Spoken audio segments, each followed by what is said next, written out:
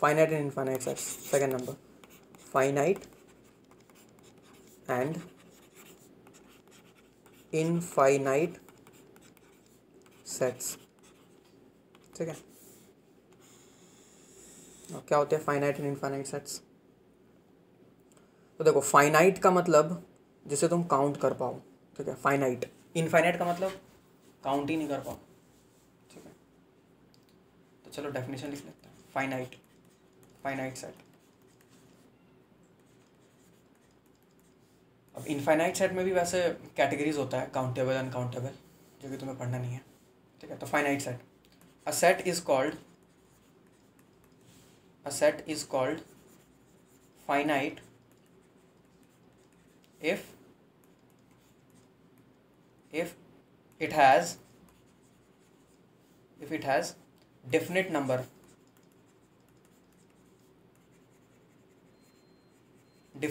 of elements, ठीक है। वैसे ये एनसीईआरटी में गिवन है ये डेफिनेशन, लेकिन इससे भी बहुत अच्छा डेफिनेशन अवेलेबल है, लेकिन क्योंकि अभी तुम लोगों ने फंक्शंस नहीं पढ़ा है ना, इसलिए वो डेफिनेशन अभी यूज़ करना सही नहीं होगा, फिर समझ नहीं आएगा तुम्हें। तो जब एक बार फंक्शंस पढ़ लोगे ना, फिर वो डेफिनेशन इंट्रोड्यूस कर सकते हैं फाइनाइट सेट के लिए। सो फाइनाइट सेट का सिंपल सा मीनिंग ये समझना है कि एक ऐसा सेट जिसमें डेफिनिट नंबर ऑफ एलिमेंट्स हो। डेफिनिट नंबर ऑफ एलिमेंट्स मतलब हम पता लगा पाएँ कि हाँ भाई इतने नंबर्स हैं, 10 नंबर है, 20 नंबर है, 5 नंबर है, ऐसे कुछ हम पता लगा पाएँ, ठीक है। अगर हम पता ही नहीं लगा पाएँ कितने नंबर्स है, तो फिर क्या बोलेंगे कि वो इनफाइनाइट सेट है, ठीक है। तो क्या हो जाएगा, इनफाइनाइट सेट का डेफिनेशन क्या होगा? इनफाइनाइट सेट, ठीक है,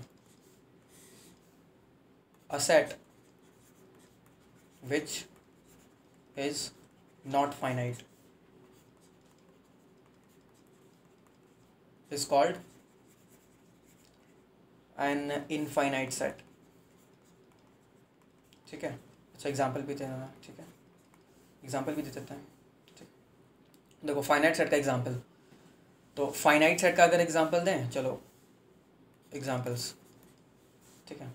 तो मैंने ले लिया ए में मैंने ऐसा एलिमेंट ले लिया 1 2 3 dot dot dot up to 10 तक, ठीक है। तो ये कैसा सेट है? हमें पता है ना इसमें कितने एलिमेंट्स हैं, 10 एलिमेंट्स है, दिख रहा है 1 2 3 4 5 ऐसे करते करते 10 तक, तो 10 एलिमेंट्स हैं, तो ये फाइनाइट हो गया, ठीक है। अब अगर मैं बोलूँ बी इज इक्वल टू, चलो बी मैं ले लेता हूँ जेड मतलब integers, set of integers. B एक ऐसा सेट है जो कि सेट ऑफ इंटीजर्स के बराबर है। तो बी को मैंने क्या ले लिया, सेट ऑफ इंटीजर्स ले लिया। तो अब एक बात बताओ, कितने इंटीजर्स होते हैं? पता है हमें कितने इंटीजर्स होते हैं? 5 10 20 100 1000? नहीं पता, इनफाइनाइट, ठीक है। तो this is an infinite set, ठीक है। सिमिलरली अब देखो, हम लोग सेट बिल्डर के फॉर्म में भी रिप्रेजेंट कर सकते हैं किसी फाइनाइट सेट को। जैसे फॉर एग्जांपल मैंने लिया सी, अब मैं क्या बोलूँगा, x such that x belonging to natural number, ठीक है, such that x to the power 3 is equal to 1, ठीक है। तो बताओ एक्स टू द पावर 3 बराबर 1, ये कब होगा? एक तो x इज इक्वल टू 1 के लिए होगा, जो दिख रहा है हमें साफ साफ, और 1 के अलावा 2 और वैल्यूज़ होंगे जिसके लिए x to the power 3 equal to 1 आएगा, ठीक है। तो क्योंकि अभी तुम लोगों ने कॉम्प्लेक्स नंबर्स नहीं पढ़ा है, इसलिए घबराने की ज़रूरत नहीं है। मैं बस ऐसे ही बता दे रहा हूँ कि x की जो 2 वैल्यू आएंगी ना, वो क्या होंगी। So x will be equal to -1 plus minus √3i/2। I क्या है?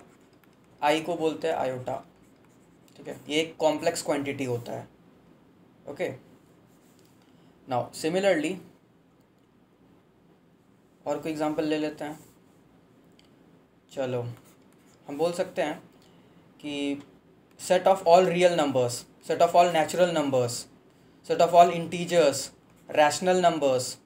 रैशनल नंबर्स को तो क्यों बोलते हैं ना, आर से रियल नंबर को बोलते हैं, रिप्रेजेंट करते हैं आर से। Rational numbers and irrational numbers, Q complement, ठीक है, ऑल आर इनफाइनाइट सेट्स,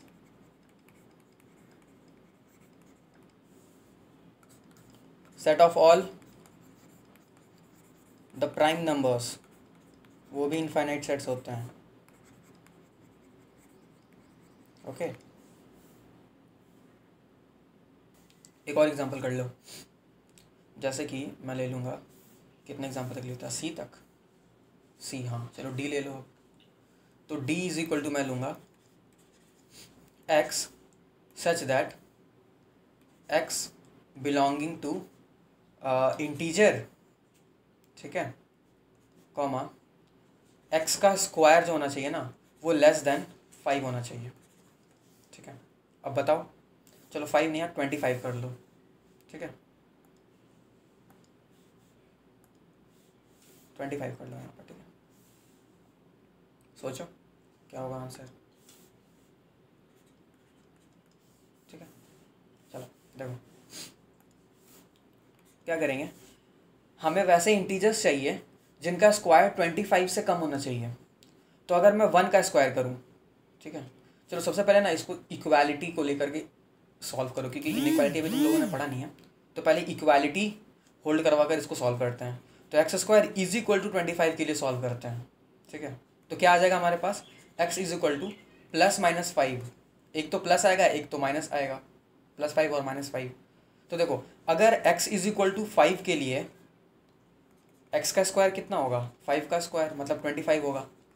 तो ये कॉमन सेंस से तुम लोग बता सकते हो कि अगर 4 का स्क्वायर करें ना तो 25 से कम ही आएगा, फिर 3 का स्क्वायर करें तो भी 25 से कम आएगा, है ना, फिर 2 का स्क्वायर, 1 का स्क्वायर सब 25 से कम आएगा, 0 का स्क्वायर भी 25 से कम आएगा।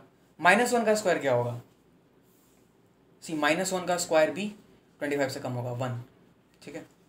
-1 का स्क्वायर भी 1 ही होता है, 1 के स्क्वायर के बराबर होता है 1, which is less than 25। Similarly -2 का स्क्वायर इज नथिंग बट 2 का square is equal to 4 less than 25। -3 का स्क्वायर इज इक्वल टू 3 का square is equal to 9 less than 25, ठीक है। फिर -4 का स्क्वायर इज इक्वल टू 4 का स्क्वायर, ठीक है, 16 लेस देन 25।